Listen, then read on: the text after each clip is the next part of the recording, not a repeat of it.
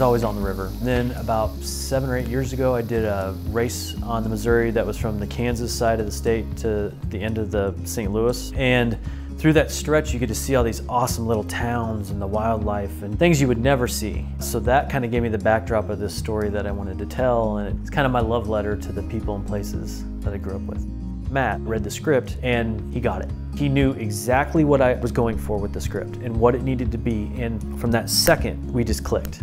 He got Big Muddy and formed it, and he got his hands on it, and he dug in, and the way he directed it was amazing. I'm from Missouri, so I was already drawn to a Missouri movie, and I have 3 brothers, and each relationship is different. So reading this and seeing the relationship between the 2 brothers, it really struck a chord for me. Think you got enough? I'm not drinking that shitty beer you put in the cooler. Oh, hey, will you get this? My wallet is in the bottom of my bag. Sure. What? I'll get you back. I heard that before.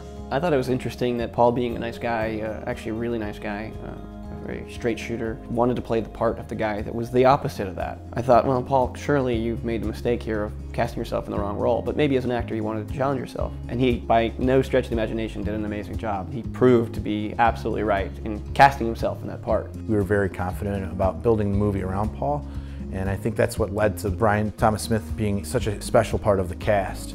I was just really excited by seeing Paul be so passionate about Brian. They just look so much like brothers, and when you see somebody that looks alike and their energy is like, I mean, as a casting director, that's breaking the meter, you know? It's just a machine you're so excited by that chemistry. Chadwick is also a producer on my projects because he brings more than just an eye. He brings an intelligent understanding of independent filmmaking. To be able to get a cast like we have to have an alignment of amazing creative people who want to do it, who get the vision, and not only that, understand the long-term goal. Some of his ideas I think are outwardly crazy, but then I end up being completely wrong and amazed by his choices. I totally forgot about these. Sorry.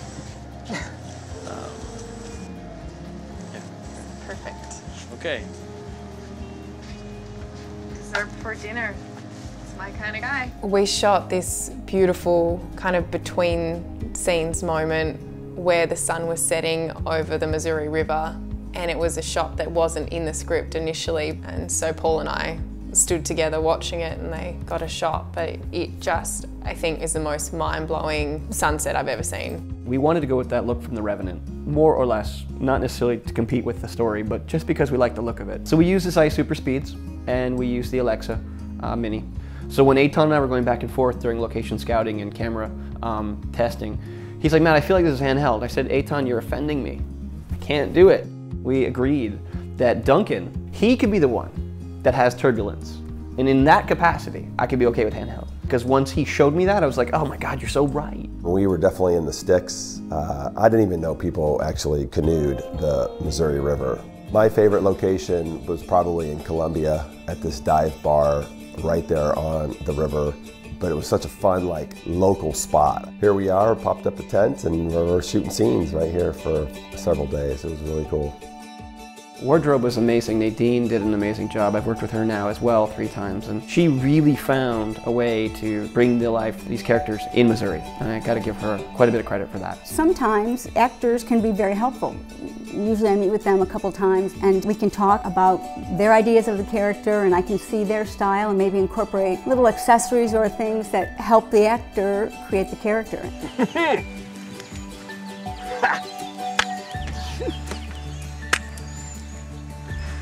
I approach the film from like 2 different levels. On one level, it's the craft of editing, it's the storytelling nuances that you're always trying to dig down and find, you know, that just right formula for how you're going to tell this story. It starts to have a kind of a rhythm of its own, where it tells you what it wants to be. And on this particular film, the writing was so solid, and that leads me to another level that I approach films, which is how does it affect me personally, and what can I learn from it? Not just from the character, but also from the original author, the voice, in this case, Paul, who's telling the world something in this film. You really feel for these characters, even the incidental characters that appear along the way during this journey. It's beautifully shot. It's got the most unique and extraordinary backdrop. For me, it is a film that is heartwarming, it's full of hope, it'll make you laugh, it'll make you cry. I know that this is a film of 2017 worth waiting for. We're acting to portray something. We're not doing it for the money. We're not doing it for fame. Like, we're doing it because we like the story and we love the script and we want other people to enjoy it and see it the way that we do. I thought working on a river would be easier than working on an ocean. No one told me to ever work on an ocean. They told me it was crazy. And it didn't actually turn out crazy. It turned out hard, but we managed. Shooting on a river was 10 times harder. I've spoken to a bunch of filmmakers and we always laugh because we wonder, why do we do this? At times it's so grueling, it's so thankless, it's so difficult. And I think we do it because there's that moment where you see the action.